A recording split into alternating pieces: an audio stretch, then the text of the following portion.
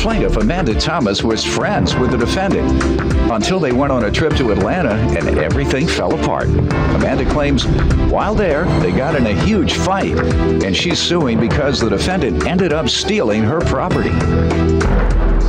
Defendant Drew Russell says while they were in Atlanta, the only thing Amanda cared about was meeting men while wearing her fake hair and her butt pads. And she has the pictures to prove it. Drew is countersuing for travel expenses and defamation.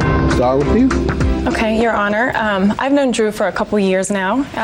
We became friends. That's a lie. It's been longer than a couple of years. All right, ma'am, let her finish her part, then I'll let you respond. Thank you, Your Honor. We've been friends for a couple years or so, and I met her through Andrea. They had worked together previously, and Drew and I, we were friends until a few months back. We went on a girls' vacation to Atlanta, and she left me out there stranded. I live in Cincinnati. She left me out there stranded and tried to extort What do you mean by stuff. that? Stranded as in? She left me out there and took my belongings.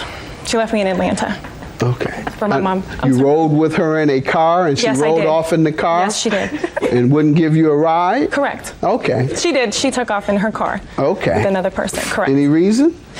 Well, when we got there, it's kind of, we had some misunderstandings, a little bit of arguments about some stuff that has happened in the past. Her and her friend kind of were in cahoots, and they kind of left me out, kind of on my own.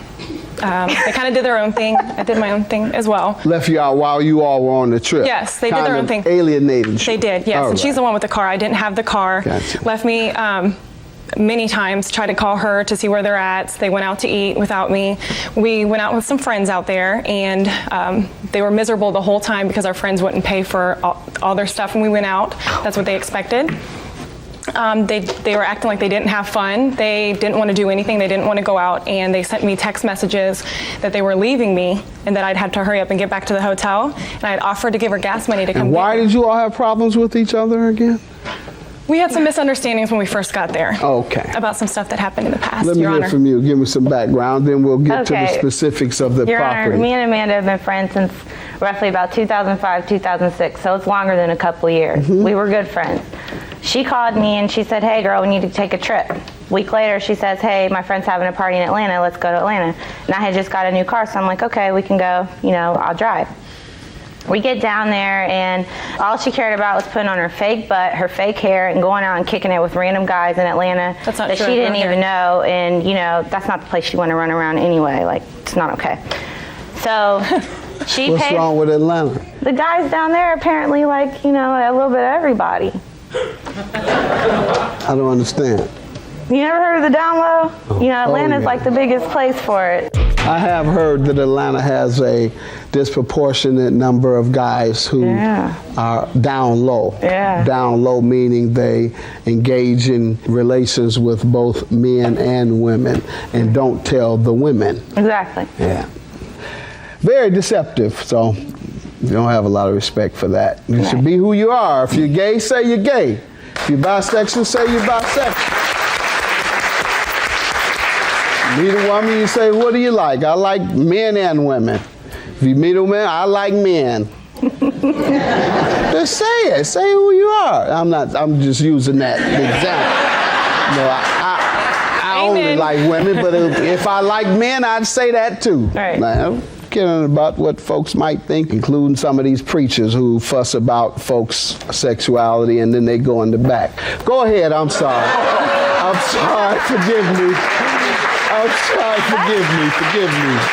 That's a whole nother conversation. Forgive Go me. on for So days. that's why you meant Atlanta's down low capital. Right. Okay, that's what you say. Well, it's the city of big butts, so she put on her little fake butt. Let me see that. Yeah, and I've heard that too. And she went out and she, did her. The first night, this guy that she didn't even know, he tells her his name is Carlos. Turns out his name is Eugene.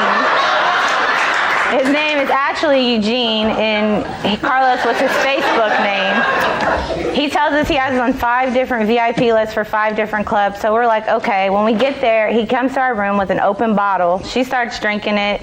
I pour a drink, I set it down. The other girl pours a drink, pours it out in the bathroom. He tells us this club is only a block away. We're walking for like 10, 11 blocks, like in 6-inch heels in downtown Atlanta. Pretty embarrassing. So he tells us the club, his name is Harlem Nights. We walk past past it and go to this other place. He rushes Amanda in with him, and he tells us he got us the whole night, right? We're supposed to be on his VIP list. Well, he rushes her in, slams the door in my face. I pay my way in, my friend pays her way in, his friend pays his way in. As soon as we get in there, the guy's rushing us to leave, and he tells us again, he got us wherever we go. So we're like, okay, we're still trying to make the best of our night.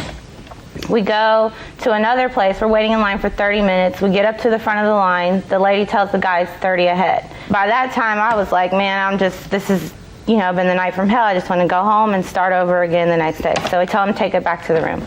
We go back to the room. 20 minutes later, there's no Amanda. I call her, and she's like, I'm like, where are you at? She tells me she's going to stay with the guy. Well, let me allow her to get into the property she's alleging you damaged and stole. Yeah, thank you, Your Honor. And that, whatever that was, that's not mine. I actually have a reel behind. Thank you. That's not yours. Thanks to my mom. Thank you. I couldn't see from Carmela. behind there. I couldn't see That's from okay. behind there, but I mean, I don't need that, but so the last day she ends up leaving me. She texts me, you need to hurry up and get a ride, I'm leaving. She leaves and takes my stuff with her. I'm in Atlanta, remind you, I have no car. Like she says, there's all kinds of crazies in Atlanta. Why would you leave me in Atlanta? We're supposed to be friends. Takes off with my stuff. And then my mom had to leave a day early from her trip in Florida to come pick me up. I live in Cincinnati, she lives in Tennessee. To come take me to Columbus to actually go get my stuff from her. She wasn't answering my phone calls. She wasn't answering my text messages. My mom called her from her Tennessee number. She answered the phone and then hung up on my mom. And my mom, all she wanted was an address to get out there for us to go get my stuff. And she didn't even respond to her. She texted her, and I have actual physical text messages if you want to see those. And a police report. what property was missing? You have a list? Yes, I do, sir. It's all in there. All right. And she texts my mom, the only way I can get my stuff back is if you give me $500. Okay, let me hear from you, ma'am.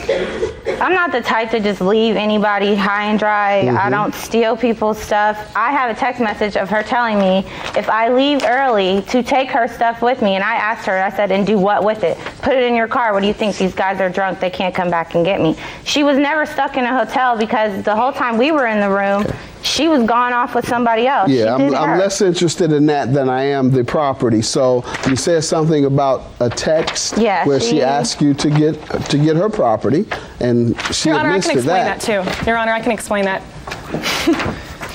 What you got on over there? I saw you step over the. Yes, nice. Just a dress. Y'all coming here like this.